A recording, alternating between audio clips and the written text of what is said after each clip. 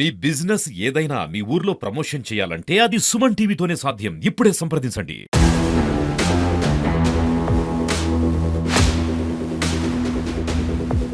ప్రాణానికి ప్రాణంగా ప్రేమించిన వ్యక్తి తన కుటుంబ సభ్యుల చేతిలోనే కులాహంకార హత్యకైతే బలైపోయాడు. మరోవైపు తన కుటుంబ సభ్యులు కూడా అంతా జైలుకు వెళ్లారు. దీంతో ఏకాకిగా మిగిలిపోయింది భార్గవి. ప్రస్తుతం నిందితులంతా ఏదైతే హత్యకు పాల్పడిన వారందరినీ కూడా పోలీసులు కోర్టులో ప్రవేశపెట్టారో వాళ్ళకు కోర్టు రిమాండ్ కూడా విధించడం జరిగింది. సో మనతో పాటు భార్గవి ఉన్నారు. చెప్పమ్మా, ఇప్పుడు ఒంటరిగా మిగిలావు మొత్తం ఈ ప్రేమ నీ లవ్ మ్యారేజ్ ఎపిసోడ్లో ఏమనిపిస్తుంది? చేసింది మీ కుటుంబ సభ్యులే, పోలీసులు నిర్ధారించారు, ఏమనిపిస్తుంది? నా బంటికి జరిగినట్టు వాళ్ళకు కూడా జరగాలి. వాళ్ళు అట్లా చేస్తారని నేను చెప్పి ఎక్స్పెక్ట్ కూడా చేయలేదు. మా మమ్మీ వచ్చి అప్పుడప్పుడు మాట్లాడేది, కానీ వాళ్ళు ఇట్లా కోపంగా ఉంటుర్రు అది ఇది అని చెప్తే మంచిగా ఉండు, కానీ మరీ ఇంత కోపంగా ఉంటారని నేను అనుకోలేదు. సంవత్సరం అయిన తర్వాత మర్చిపోతారేమో అని చెప్పి నేను అనుకున్నా, కానీ మరీ ఇంత కోపంగా ఉంటారు అనుకోలేదు నేను. ఏమనిపిస్తుందమ్మా ఇప్పుడు మీ నానమ్మ మొదటి నుంచి కూడా తిట్టేదా మీ అన్నలను? మా నాయనమ్మ మొదటి నుంచి కూడా క్యాస్ట్ ఫీలింగ్ బాగా తిట్టేది. వాళ్ళు మాలోళ్ళని అదని ఇదని, వాళ్ళు తక్కువ కులం, వాళ్ళ ఇంట్లో నువ్వు ఎట్లా అన్నం తింటావు సంథింగ్ ఇంకా అట్లా తిడుతూ ఉండేది. నేను నా బంటిని ఇష్టపడ్డా. నాకు మాలోడు కాదు మాదిగోడు కాదు, ఎవడైనా నేను నా బంటితోనే ఉంటా. నాకైతే అలాంటి క్యాస్ట్ ఫీలింగ్ వద్దు, నాకు ఉండదు కూడా. అది ఇంత ఇల్లు అయినా నా బంటితో నేను మంచిగా ఉంటా అని చెప్పిన. నువ్వు ప్రాణంగా ప్రేమించిన వ్యక్తి చనిపోయాడు, మీ కుటుంబ సభ్యులు కూడా జైలుకు వెళ్ళారు. ఏమనిపిస్తుంది మీకు ఒక ఈ మొత్తం విషయంలో? వాళ్ళు అట్లా చేయకుంటుంటే అందరం మంచిగా ఉండేటోళ్ళం.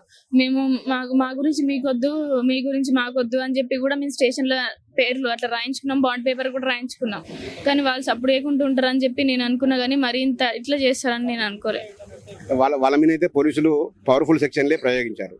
కేసు నిలబడుతుందా? నా నమ్మకం మీకుందా? వాళ్ళకి శిక్ష పడుతుందని నమ్మకం ఉంది. శిక్ష పడుతుంది. ఒకవేళ కేసు కాంప్రమైజ్కి వస్తే ఏం చేస్తారు మీరు? నేను కాంప్రమైజ్ కానియను.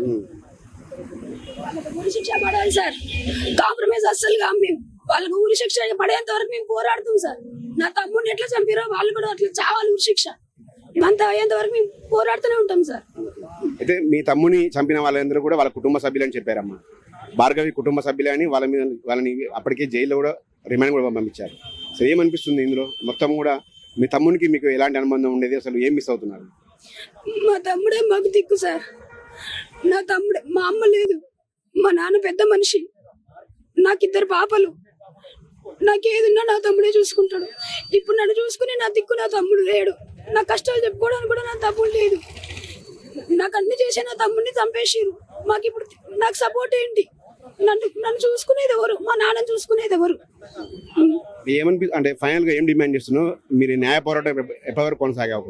నా తమ్ముడికి న్యాయం జరిగేంత వరకు పోరాటం చేస్తాం సార్. మాకు న్యాయం జరగాలి, నా తమ్ముడికి న్యాయం జరగాలి.